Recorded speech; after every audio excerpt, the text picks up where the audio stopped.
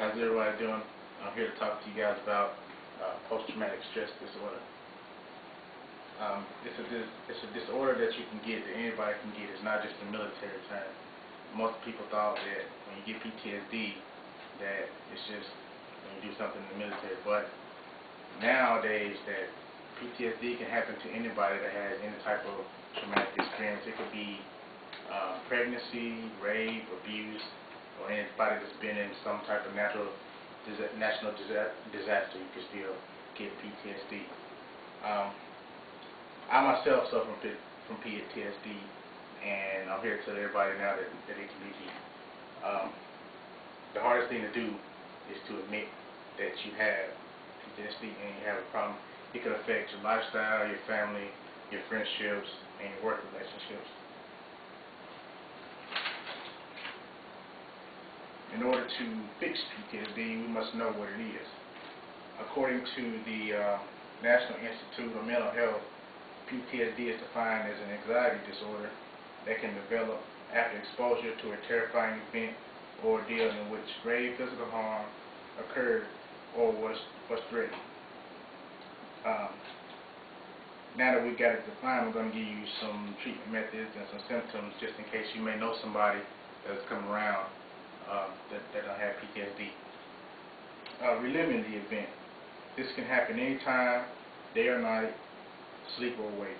You could have a bad memory that sets it off, or something that you've seen or heard can trigger the event. I.e., if you're sitting down listening to music, or you're driving a car and you hear something backfire, that could trigger. That could be something like a trigger. If you're watching a movie and you see like a car accident or something like that you may have been in or somebody else been in, then that can trigger an event.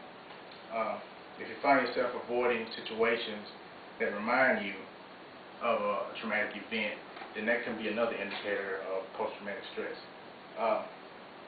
Personally, I wouldn't watch military movies or play games that had anything to do with the military for probably about 6 or 7 months after I got back. And it was just because it was a whole lot of things that reminded me of my experiences over there, and that was some triggers that I was telling you about. Feeling numb, basically you shut down emotionally, give a lot of negativity, and don't like to even talk about the traumatic events at all. Also, you lose interest in things you used to do, and you even get lazy. Feeling keyed up, you're always alert, you can't sleep, you're easily started, always on guard, and can't concentrate. Now that I've outlined some of the symptoms, next I want to talk about the treatment. For starters, there are plenty of outreach centers that you will be able to help you. I got a few numbers here, down here for the National Mental Health Association, the National Coalition Against Sexual Assault, and the PTSD Information Hotline. Any of those numbers will be able to get to somebody that will be able to help you. The most common treatment for PTSD is counseling. Usually you sit down with a trained professional and you start beginning to tell him about the traumatic event. While you're telling him about your event, he's taking a survey to find out the level of severity of your PTSD. Whenever he gets a level of severity, then you start with a treatment plan. This can usually be sitting in a peer group or just coming to him and talking one-on-one about the problems until you feel comfortable enough to where you can function correctly in society. Sometimes you get prescribed, majority of the time you get prescribed medication.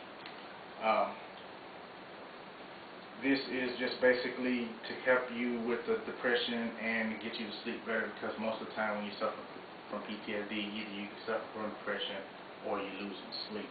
There are also other methods of treatment.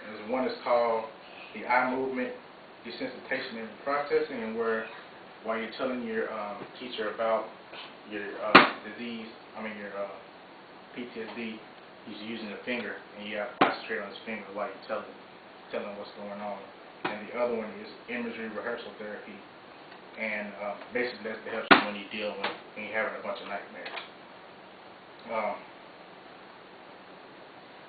Also, there is if you continue to stay on your medication for a year, then usually you will be less susceptible to have any flashbacks.